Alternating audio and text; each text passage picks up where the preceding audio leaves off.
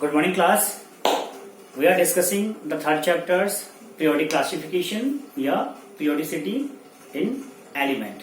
So today, right now, we are going to start the periodic traits in properties of elements. Okay? So what is this and what are the properties in your periodic table, in your modern periodic table, which we have to discuss. So the first of all, see that what is the periodicity. Okay? We use a words in continuous manner. It's called periodicity. So what is a periodicity? So remember that periodicity you can define in this manner. You can say that the similar properties. You can say the recurrence of similar properties of elements after a interval when you increase these elements in their increasing order of atomic numbers. This call periodicity. ठीक है, तो periodicity simple क्या होगा? Periodicity you can say that the recurrence of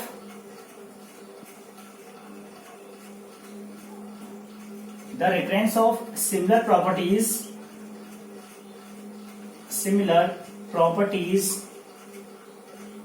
of elements when these are arranged in order of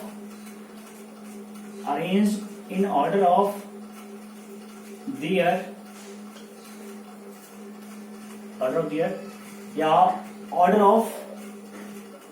in order of increasing atomic number. So this is called your periodicity. Periodicity में क्या होगा कि आपको कुछ properties या similar properties को क्या मिलेगा, आपका बार बार आपको रिकरेंस होगा, बार बार आपको अचीव होंगे. ठीक है, जब आप क्या करेंगे, एलिमेंट्स को उनके increasing order of atomic number में प्लेस करेंगे. Clear? So this is called simple periodicity. So in another section of periodicity we have the different properties of periodic elements. Clear? So वो क्या होंगे डिस्कस करेंगे one by one. So first of all after periodicity you have atomic radius. The very simple and very important terms is you have atomic radius. Clear? So what is the atomic radius? Now see that suppose you have the element like this. ये आपके पास element है और element होगा तो element obviously heavy nucleus. This is the nucleus of this atom and we know that around the nucleus we have some circular paths and these circular paths are known orbits. So you can draw some orbits here. This type of orbit you have. This orbit you have here. So this is your nucleus and this is your orbits. So name these orbits. Suppose this 1, 2, 3 या K, L, M. ठीक, जैसा आप preference देते हैं वैसे इनका name लिखेंगे. And this is your nucleus. Now see that what is the atomic radius. This is your atom A. Atom A आपके पास है. आप कह रहे हैं हम डिफाइन करना चाह रहे हैं atomic radius. So what is the atomic radius? Atomic radius is said that the distance from nucleus to last orbit where the last electron is present. ठीक है, you can say the distance from nucleus to last electron. ठीक है, यानी कि वो distance होगा कहां से, न्यूक्लियस से लास्ट ऑर्बिट की जहां पर कोई इलेक्ट्रॉन प्रेजेंट होगा. ठीक हो गया, तो इसे हम लोग बोलते हैं एटॉमिक रेडियस. ठीक है, that mean distance from nucleus to last valence shell और ऑर्बिट. ठीक है, अब what the means of valence shell? Valence shells वो सेल होगा जहां पे आपका वैलेंसी इलेक्ट्रॉन प्रेजेंट होगा. That mean where the valency electron present is called valency shell या last orbit. Clear. Suppose there is and we know that how we can fill the electron in these atoms according to Bohr-Murray rules is called the 2n square. ठीक है. 2n square that mean n is your principal quantum number 1 2 3 4 and suppose the first one is contain only 2 electrons, second contain 2 to 4 to 8, clear, and third contain third here 9 to 18 electrons. So 18 electrons. So this is your rules of filling electrons in any atoms. ठीक है. तो ये जो 18 electrons आपके पास है, यहां तक का जो डिस्टेंस होगा उसे आप बोलोगे एटॉमिक रेडियस. ठीक है. Atomic radius means the distance from nucleus to last valence shell और orbits is called atomic radius. ठीक है. बहुत सिंपल टर्म्स है आपके पास. एटॉमिक रेडियस, एटॉमिक रेडियस के अंदर ही डिस्कस करेंगे हम लोग बाद में आयनिक रेडियस. ठीक है. आयनिक रेडियस में क्या होगा, when any atom is lose their electrons it will form ions. ठीक है. आइदर इट इज कैटायन और आइदर इट इज एनायन. ठीक है. दोनों में से कुछ भी हो सकता है. एनायन होगा या कैटायन होगा. अगर एनायन होगा तब एटॉमिक रेडियस क्या होगा, इंक्रीज होगा डिक्रीज होगा. अगर कैटायन होगा तब क्या होगा उसकी बात भी करेंगे. But first of all you have the atomic radius that mean the distance from nucleus to last valence cell or orbit is called atomic radius. ठीक है. Now see that what happened. It is clear. Atomic radius. Now see that what happened. Suppose you are continuously increasing orbits. Suppose this is your nucleus and you are continuously increasing your orbits. Clear. So suppose this is 1 2 3 4 and 5. Clear. Suppose you again increasing the atomic radius 6 7 8 9 और 10. ठीक है. आप क्या कर रहे हैं, बार बार atomic आप क्या कर रहे हैं, आपका बार बार नंबर ऑफ ऑर्बिट्स को इंक्रीज कर रहे हैं. ठीक है. आप क्या कर रहे हैं, इंक्रीजेस एटॉमिक या नेक्स्ट कैसा increases number of orbits. Increases number of orbit. ठीक है. आप क्या कर रहे हैं, ऑर्बिट्स का इंक्रीजमेंट करवा रहे हैं कंटिन्यूअस मैनर में. ठीक है. पहला क्लास 2 थे 3 4 5 6 7 8 9 10 you have. So what will happen in this case, remember that and note down that when you increase number of orbit that means the atomic size will be increases. It is clear. That means when you increase number of orbit the atomic radius will be increase. Yeah, you can say atomic size will be increase. See that when you have only 3 orbit you have only this kind of size, yeah, this kind of radius. Now you have the 4 orbit, so your atomic radius will be changed in this manner. Clear. And see that when you have the 5, so your atomic radius will be changed in this manner. That means in simple manner your atomic radius will be increased or increasing number of orbit. Clear. And when these number of orbit increases, when your atomic number will be increased. Clear. So see that what will happen when you increase your atomic number. Suppose the first time you have the atomic number 1, z equal to 1, so your atomic radius will be this much. When you have atomic number 18, so see that 18 means the 3 orbits 1 2 3, so you have the this kind of atomic radius, yeah, this kind of atomic size. When you have the z equal to 100, z equal to 100, so see that what will happen. What will happen, that means number of orbits increases and number of orbit increases, that means atomic size will be increases. So it is clear. These 3 are based on each other. Number of orbit increases, that means atomic radius is increases, atomic size you can say increases and atomic number will be increases. ठीक है. और ये सारी बातें कब होंगी, जब आप एटॉमिक नंबर को इंक्रीज करोगे. ठीक है. एटॉमिक नंबर बढ़ेगा तो धीरे धीरे एटम का साइज भी क्या होता जाएगा, बहुत ज्यादा बढ़ते जाएगा। ठीक है, यहीं पे एक बार डिस्कस कर लेते हैं। ठीक है, अब देखिए आपके पास क्या होता है ये बातें क्लियर हो गया। अब एक सिंपल बात देखिए, आपके पास क्या होता है, सपोज मैंने कहा there is one electron is present, electron आपके पास है and obviously electron have the negative charge. ठीक है, इलेक्ट्रॉन के पास कैसा चार्ज होगा, नेगेटिव चार्ज होगा। And we know that this your nucleus and nucleus contain p plus n, that means proton plus neutrons, and see that this nucleus have positive charge. Nucleus have positive charge. So nucleus have positive charge and your electrons of last valence shell, your last orbit have negative charge. So what will happen? There is a beautiful interaction in between the last electrons of orbit and the nucleus. ठीक है, क्या होगा, एक बहुत अच्छा interaction होगा उसके अंदर। ठीक है, क्या होगा, फोर्स ऑफ इंटरेक्शन होगा। That mean this is the negative, this is the positive, क्या करेगा एक दूसरे को अट्रैक्ट करेगा, क्या करेगा दूसरे को अट्रैक्ट करेगा।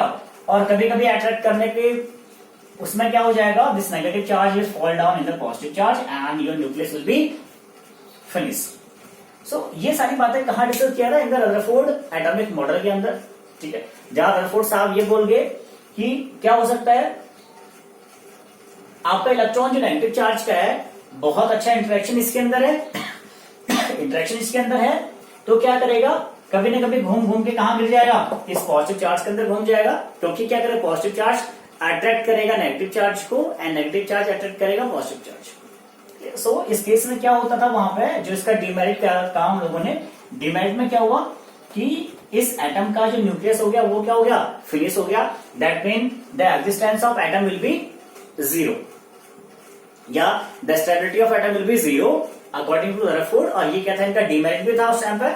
ठीक है, डिमेरिट को किसने आपको ओवरकम किया, नील्स बोहर साहब ने। उन्होंने क्या बोला कि there is a distinct orbits having fixed amount of energy. ठीक है, इन ऑर्बिट के पास क्या फिक्स्ड अमाउंट ऑफ एनर्जी है, और ये क्या होते हैं एक दूसरे से एक बैलेंस या फिर एक दूसरे से डिस्क्रीट मैनर में क्या होते हैं, सेपरेट होते हैं। ठीक है, तो ऐसा कभी नहीं होगा कि इलेक्ट्रॉन यहां गिरेगा, इलेक्ट्रॉन यहां गिर जाएगा तो सब कुछ तबाह हो जाएगा, खत्म हो जाएगा। ठीक है, ये बातें सारी काल्पनिक है, इमेजिनरी बातें हैं। ठीक है, होगा क्या एक्चुअल में, एक्चुअल में ये होगा कि इसका डिस्टेंस क्या होगा, फिक्स होगा। बट सम टाइम क्या होगा, due to small interaction, due to small force of attraction, ये कुछ क्या होगा स्लाइटली आगे आने का ट्राई करता है। ठीक है, तो वहां भी क्या होता है, बहुत सारे कॉजेज आपके पास हैं, उनका डिस्कस भी करेंगे। ठीक है, वो क्या क्या इफेक्ट हो सकते हैं। ठीक है, जहां पर कोई इलेक्ट्रॉन्स या कोई ऑर्बिट आपका कम टू क्लोजर हो रहा है या बहुत ज्यादा रिपेल हो रहा है। ठीक है, सबके आपके स्पेसिफिक नेम आपको दिए हुए हैं। ठीक है, तो ये कुछ ओवरऑल फिनोमिना आपके पास है एटॉमिक रेडियस का। ठीक है, नोट डाउन कर लीजिए। So it is done. So after atomic radius you have, in atomic radius ही हम डिस्कस करेंगे आपका प्रॉपर्टी को। तो first property you call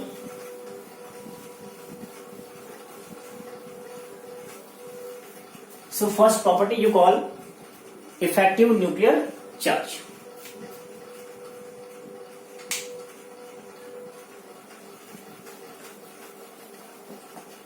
First property is called effective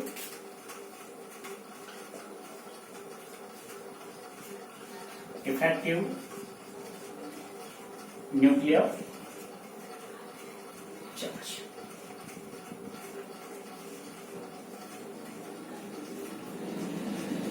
ठीक है, इसको क्या बोला हमने, इफेक्टिव न्यूक्लियर चार्ज। ठीक है, अब क्या होगा इफेक्टिव न्यूक्लियर चार्ज के अंदर।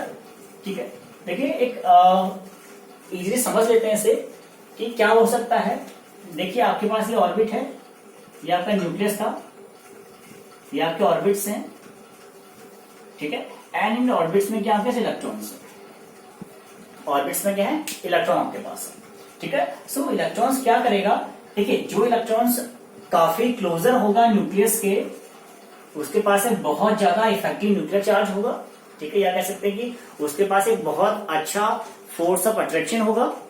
ठीक है, क्योंकि मैं इसके क्या हूं, बहुत ज्यादा नजदीक हूं, बहुत ज्यादा क्लोज हूं। ठीक है, मेरी कंडीशन ये है। होता क्या था आपके पास, एसपीडीएफ होता था, यानी कि एस सबसे नजदीक होता है आपका न्यूक्लियस के, ठीक है, ये कुछ कंडीशन होती है आपके पास, एस होता है, फिर पी, फिर डी, फिर एफ, यानी कि जो एस एफ ऑर्बिटल होता है वो न्यूक्लियस के सबसे दूर में होता है। ठीक है, एक बात तो ये हो गई। सेकंड बात ये है कि आपके पास क्या है, कोई न्यूक्लियस है, न्यूक्लियस के बगल का जो ऑर्बिट आपके पास है उसमें जो इलेक्ट्रॉन्स है उसके पास क्या होगा, एक काफी अच्छा इफेक्टिव न्यूक्लियर या यू कैन से फोर्स ऑफ अट्रैक्शन आपके पास होगा। ठीक है, बहुत अच्छा फोर्स ऑफ अट्रैक्शन है, तो वो क्या होंगे, बहुत ज्यादा एक दूसरे के नजदीक होंगे, बहुत ज्यादा क्लोज होंगे। ठीक है, एक एंड और क्या होगा, बहुत अच्छा एक बॉन्ड उनके बीच बनेगा। ठीक है, बॉन्ड का मीन्स क्या होगा कि मैं आपको नहीं छोड़ रहा हूं, आप मुझे नहीं छोड़ रहे। ठीक है, ये कुछ कंडीशन इनके बीच हो जाएगा, न्यूक्लियस और ऑर्बिट के बीच में, जो काफी क्लोजर होगा या जो पहला ऑर्बिट होगा। ठीक है, अब देखिए जो लास्ट ऑर्बिट होगा उसका कंडीशन क्या हो जाएगा। एक तो लास्ट ऑर्बिट क्या, बहुत ज्यादा दूर है न्यूक्लियस से, बहुत ज्यादा दूर है, तो ऊपर से क्या हो रहा है कि जो फोर्स ऑफ अट्रैक्शन था वो उतना अच्छा नहीं रहा जितना फर्स्ट ऑर्बिट के पास है। ठीक है, यानी कि फोर्स ऑफ अट्रैक्शन बहुत कम है, दैट मीन इलेक्ट्रॉन्स निकालना क्या हो जाएगा, बहुत इजी हो जाएगा। ठीक है, और इसलिए हम उसको नाम देते हैं वैलेंस शेल या वैलेंस इलेक्ट्रॉन्स बोलते हैं, जो आपके लास्ट ऑर्बिट में प्रेजेंट होता है। क्यों ऐसा होता है, बिकॉज लास्ट ऑर्बिट से इलेक्ट्रॉन्स निकालना काफी इजी होता है as compare to the first orbit. ठीक, क्यों, क्योंकि आपका जो न्यूक्लियर डिस्टेंस था, जो एटॉमिक रेडियस था, वो काफी ज्यादा बढ़ गया। एटॉमिक रेडियस बढ़ने का मीन्स क्या है, फोर्स ऑफ अट्रैक्शन भी क्या होना, डिक्रीज हो जाना। ठीक है, अब देखिए ये बात तो हो गया, ये कुछ बातें थी जो इसमें काम आएंगी। See that what is effective nuclear charge. In the case of effective nuclear charge या what happen in any atoms electronic configuration, these inner electrons are repel these outermost electrons to come closer to this nucleus. ठीक है, क्या बोला आपने, inner electrons repel outermost electrons to come closer. ठीक है, अब जो इनर इलेक्ट्रॉन्स होगा, charge the same, inner electrons हो या आउटर इलेक्ट्रॉन्स हो, same charge, negative charge, and this inner electrons are repelling these outermost electrons to come closer to this nucleus. ठीक है, अगर ये इसे क्या कर रहे हैं, रिपेल कर रहे हैं, अगर रिपेल करेगा तो क्या होगा, एटॉमिक रेडियस बढ़ेगा। ठीक है, एटॉमिक रेडियस क्या होगा, इंक्रीज होगा तो एटॉमिक साइज भी बढ़ेगा। ठीक है, ये कंडीशन आपके पास इलेक्ट्रॉन था, इसे धक्का मारना स्टार्ट कर दिया, बहुत ज्यादा आपका माइग्रेट नहीं होता ऑर्बिटल्स, स्लाइटली 0.35। ठीक है, किसका होता है, 0.35 का आएगा। ठीक है, कुछ वैल्यूज आपको बताएंगे बाद में, जो प्रिंसिपल्स आपके पास हैं या जो रूल्स आपके पास हैं, क्या काम करेगा। ठीक है, बहुत ज्यादा माइग्रेट नहीं हुआ, हल्का सा क्या होगा, शिफ्ट हो गया। इस शिफ्टिंग में क्या हुआ, आपका एटॉमिक रेडियस इंक्रीज हो गया। Atomic radius increase, that mean atomic size will be increase. ठीक है, सो दिस इज फिनोमिना। अब बहुत ज्यादा दूर हो गया लास्ट इलेक्ट्रॉन्स, तो लास्ट इलेक्ट्रॉन्स में क्या हुआ, जो इफेक्टिव न्यूक्लियर चार्ज था वो केवल only a particular effective nuclear charge is work on this outermost electrons. ठीक है, ये तो बहुत काफी बाहर हो गया, तो इस पर जो इफेक्टिव न्यूक्लियर चार्ज आपका जो प्रोटॉन्स का लग रहा था, जो न्यूक्लियस का लग रहा था, वो क्या हो गया, एक बहुत कम हो गया, स्लाइटली हो गया। ठीक है, तो उस केस में क्या होगा, in this case these inner electrons are sealed, or protect these nucleus, protect nucleus। ठीक है, क्या करेगा, ये जो इनर इलेक्ट्रॉन्स हैं, अब ये क्या करेंगे, इस न्यूक्लियस को सील्ड करेंगे या फिर प्रोटेक्ट करेंगे। ठीक है, और जो इफेक्टिव न्यूक्लियर चार्ज वर्क कर रहा है against this outermost electrons is called effective nuclear charge. That means what is effective nuclear charge? In this phenomena, the inner electrons repel outermost electrons to come closer to this nucleus, and in this outermost electrons only a particular effective nuclear charge will work, and these inner electrons are sealed or protect to this nucleus to this nucleus, and this is overall called effective nuclear charge. And here you can say, or you can say that the effective nuclear charge is work against this outermost electrons. It's called effective nuclear charge. That means sigma star is equal to Z minus sigma. ठीक है, that means Z star equal to Z minus sigma. This Z star is called effective nuclear charge. Clear? And this is called, first of all, see, this is called the shielding effect, shielding constant, and is the value of effective nuclear charge. Clear? So what is happening? You have the simple formula, Z star is equal to Z minus sigma. Clear? And this is known that the Z star is called the effective nuclear charge. Clear? And sigma is called the shielding constant. You have sigma, and see that this Z is called the value of nuclear charge. ठीक है, यानी कि जो nuclear charge आपके पास है उसका क्या हो जाएगा, वैल्यू हो जाएगा value nuclear charge. Clear? So this is overall phenomena, it's called your effective nuclear charge. कुछ नहीं है, अंदर का इलेक्ट्रॉन्स बाहर के इलेक्ट्रॉन्स को धक्का मारेगा, जिससे क्या हो जाएगा, इस इलेक्ट्रॉन्स पे केवल एक particular effective nuclear charge work करेगा. ठीक है, अगर ऐसा होता है तो इस न्यूक्लियस का शील्डिंग कौन करेगा, या इस न्यूक्लियस को प्रोटेक्ट कौन करेगा, इनर इलेक्ट्रॉन प्रोटेक्ट करेगा. ठीक है, इनर इलेक्ट्रॉन क्या करेगा, प्रोटेक्ट करेगा. या सिंपली आप कह सकते हैं, simple language is that the effect या nuclear charge is work on, या the effective nuclear charge is work against these outermost electrons. It's called effective nuclear charge. Z star equal to Z minus sigma. Z star is called effective nuclear charge. Z is the value of nuclear charge, and sigma is called shielding constant.